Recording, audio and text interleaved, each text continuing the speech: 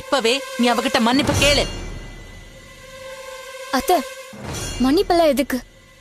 இதை இப்படியே விட்டுருங்க. இல்ல கல்பனா, புருஷனா இருந்தாலும் சரி, நம்மள அடிக்கிறதுக்கு யாருக்குமே ரைட்ஸ் கிடையாது. இவ உன்கிட்ட மன்னிப்பு கேட்டுதான் ஆகணும்.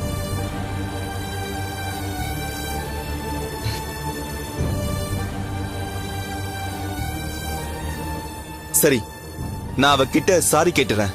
Kalpana, I am so sorry. பரவாயில்லங்க.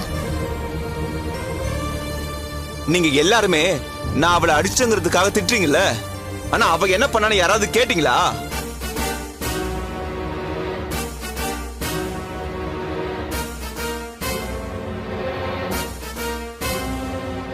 என்னடா செஞ்சா? அது எப்படி நான் சொல்றது? எனக்கே ஒரு மாதிரி இருக்கு.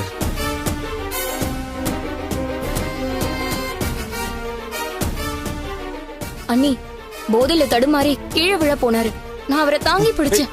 அதுதான் அவர் வேற மாதிரி நினைச்சுக்கிட்டாரு அண்ணி.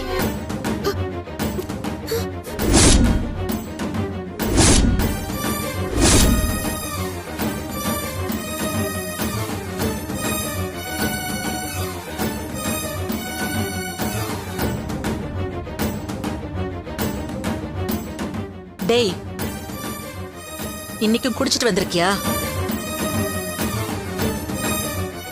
கேக்குறேன்ல, பதில் சொல்லுடா.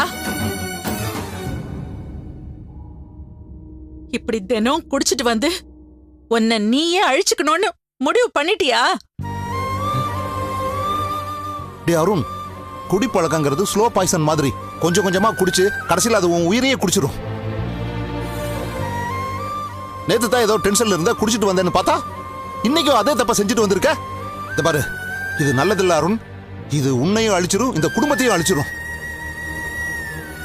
இத்தனை வருஷமா எங்க பையன் வழி தவறி போயிடுவானோங்கிற பயம் இல்லாம இருந்தோம்டா.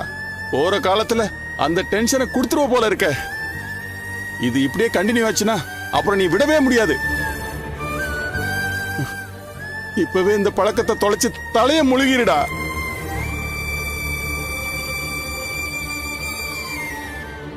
என்னங்க ஆளாளுக்கு இவங்கிட்ட கெஞ்சிட்டு இருக்கீங்க? காலையில அவ்வளவு தூரம் இவங்கிட்ட பேசிருக்கோம். எல்லாத்தையும் இந்த காதல வாங்கி அந்த காதல விடறதுக்காட உங்ககிட்ட சொன்ன. இவன் திருந்தணும் தானே சொன்ன. ஆனா இவன் திரும்ப குடிச்சிட்டு வந்து நிக்கிறானா? அப்புறம் நம்ம வார்த்தைக்கு என்னங்க மதிப்பு இருக்கு?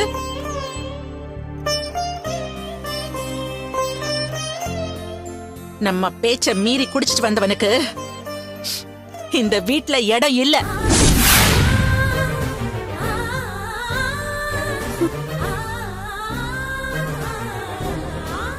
டேய், நீ வீட்டை விட்டு வெளியே போடா. குடிச்சிட்டு இனிமே இந்த வீட்டுக்குள்ள வரக்கூடாது. வெளியில போ, வெளில போடா, வெளியில போடா. கொஞ்சம் பொறுமையா இருக்கா. இதுக்கு மேல என்னால பொறுமையா இருக்க முடியாதுடா. குடிச்சதுனாலதான் புத்தி தடுமாறி போய் கல்பனாவை அடிச்சிருக்காண்டா.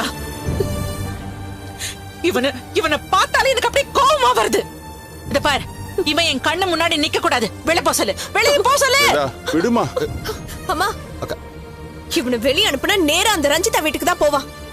திரும்ப இவனுக்கு அவ ஊத்தி கொடுப்பா, வீட்லயே வச்சுப்பா. அப்படி நடந்தா உங்களுக்கு சந்தோஷமா? ரஞ்சிதா தான் உனக்கு ஊத்தி கொடுத்தாளா? சொல்லுடா. அம்மா, அவதான் ஏதோ சொல்றானா, நீங்களும் அப்படியே நம்புவீங்களா?